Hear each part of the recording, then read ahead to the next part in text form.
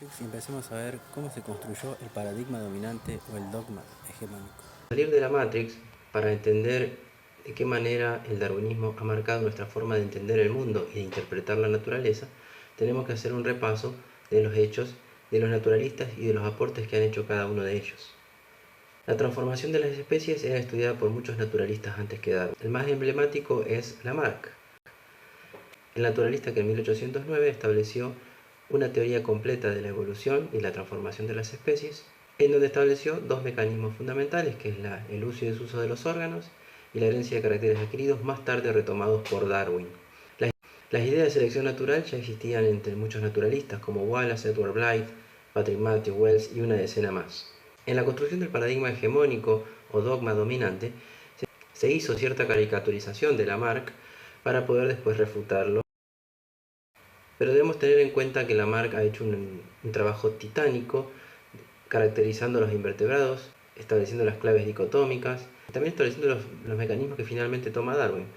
Pero sobre todo vamos a tener en cuenta, además, que la idea de selección natural ya venía postulándose por muchos naturalistas, mucho antes que Darwin se convierta en un naturalista, siendo que era un cura que sostenía el fijismo y la idea de la creación.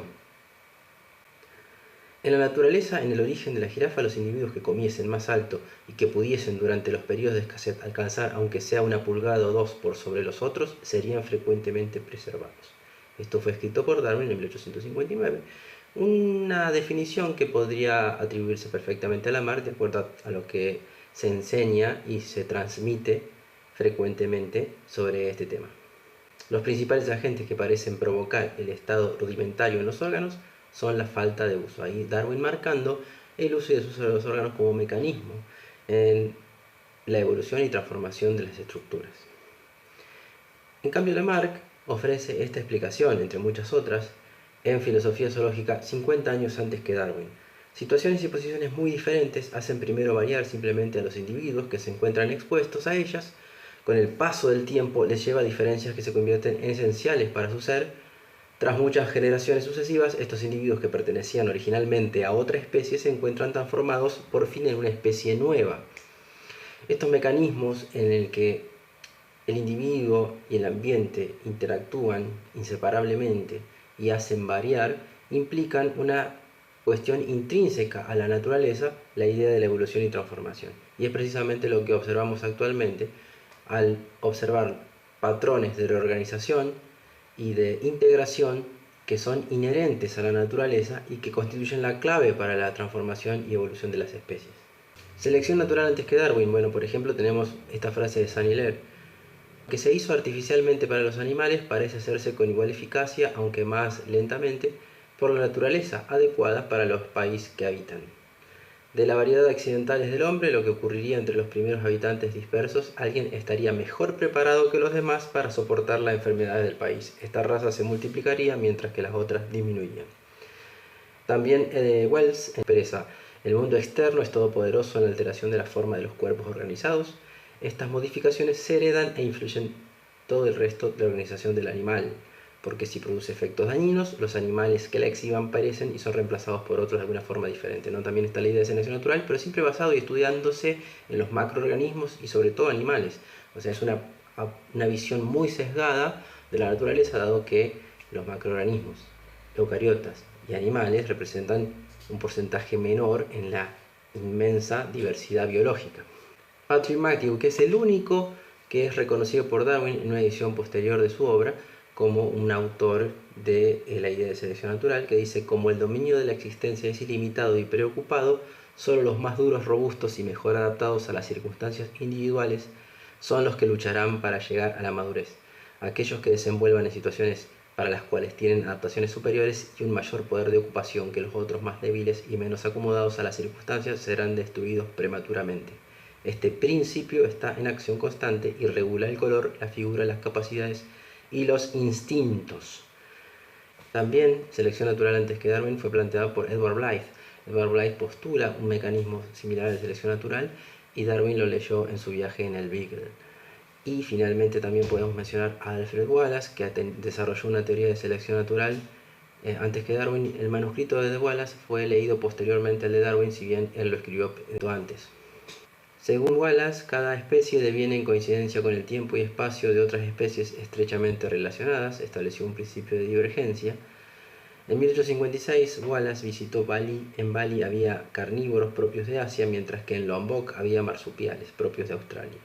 Y definió: creo que la parte occidental es parte del continente Asia, mientras que la oriental es la prolongación fragmentada del continente Pacífico pretérito, asociando la diversidad a cambios geológicos. Pero pensando nuevamente en esta idea, muchos naturalistas no lo plantearon como mecanismo de transformación, dado que no es suficiente establecer ese principio observado en esa fracción de la naturaleza como un principio rector de la evolución biológica. No lo asociaron de esa manera. En primer lugar, porque se trata de una tautología. Si los más aptos para sobrevivir son los que sobreviven, la única prueba de que existe de que son los más aptos es que sobrevivieron, no hay ningún avance allí en el conocimiento. No puede aportarnos nada en saber cómo ocurrió esa transformación de las especies. Además, dado desde el mismo libro de Darwin hasta la actualidad, es un término que tiene una versatilidad semántica, que no tiene una definición unívoca, y esto determina que si es algo que no se puede definir concretamente, suele ser muy maleable y adaptado a diferentes circunstancias, no pudiendo explicar realmente nada. Por un lado es causa de extinción, es el medio de modificación, es fuerza, determinante de preservación de caracteres, proceso general, mecanismo, agente, es potencia, es poder, es preservación, es reproducción diferencial, es resultado de la reproducción diferencial, actúa a diferentes niveles. Hay una versatilidad en la aplicación del término que hace que al final no signifique absolutamente nada. William Paley ya había utilizado una idea similar de selección natural, solo que consideraba que los organismos que se diferencien de la forma original, al transformarse, al cambiar, iban a ser eliminados naturalmente, manteniendo las especies fijas. Viendo Lamarck, estableció claramente una asociación entre el organismo y el ambiente que constituyen una unidad creativa. No había allí ningún tipo de selección, sino que la interacción continua, perpetua e inevitable del organismo y el ambiente, como una continuidad, provocaban cambios y transformaciones a lo largo de la evolución y de la transformación del planeta. Mecanismos como el uso y desuso de estructuras u órganos estaban acompañando ese proceso dialéctico.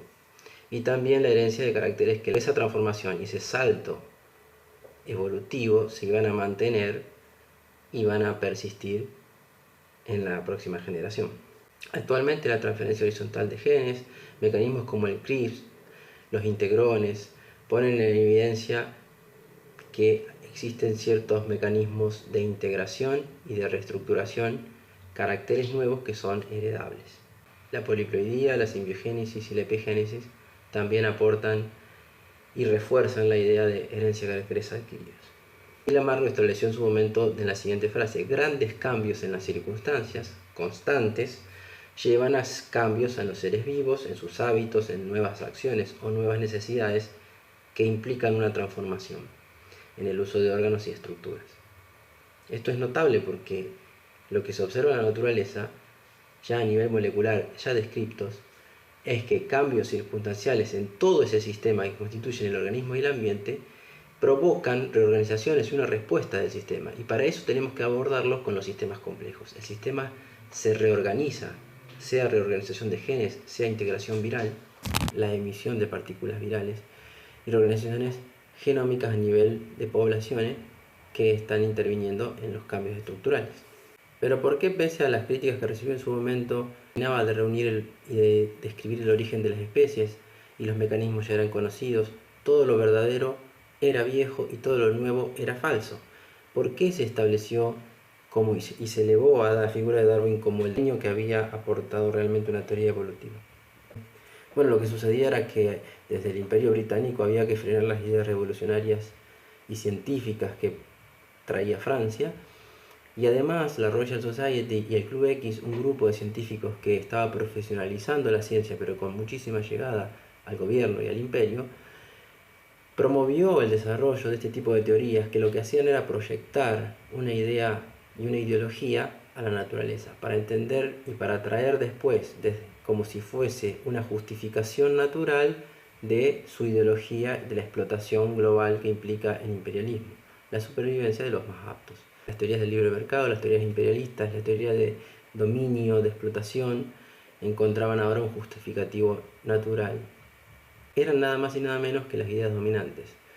Las ideas dominantes son las ideas de la clase dominante.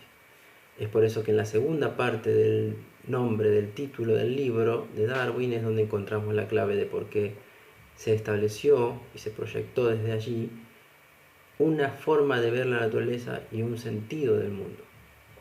Desde entonces, por más que la evidencia contradiga de plano los postulados que forman el corazón central de toda la teoría darwiniana y neodarwiniana y de la síntesis moderna, van a ser adaptados y readaptados a la teoría central sin tocarse, sin movilizar el eje central de toda esta teoría, que son la idea de la supervivencia del más apto, la selección natural y el azar como mecanismos que confluyen para dar origen a la variabilidad biológica.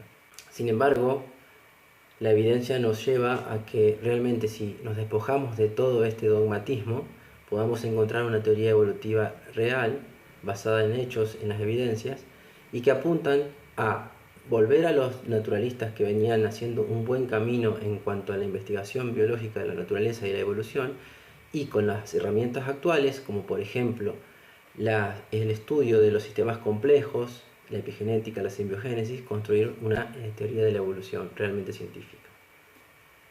Hasta aquí ha sido una exposición muy sintética de los argumentos sobre el origen social y económico del darwinismo y las deficiencias teóricas que tienen para explicar la evolución biológica. Mucho más van a encontrar en los libros que les muestro aquí y allí mucha más bibliografía para seguir consultando y profundizando en este tema que es tan apasionante y es tan interesante para desprendernos de formas de ver el mundo y formas de entender la naturaleza que están totalmente basadas en cuestiones ideológicas. Los invito a compartir la información y a seguirme y a preguntarme y a consultarme lo que necesiten.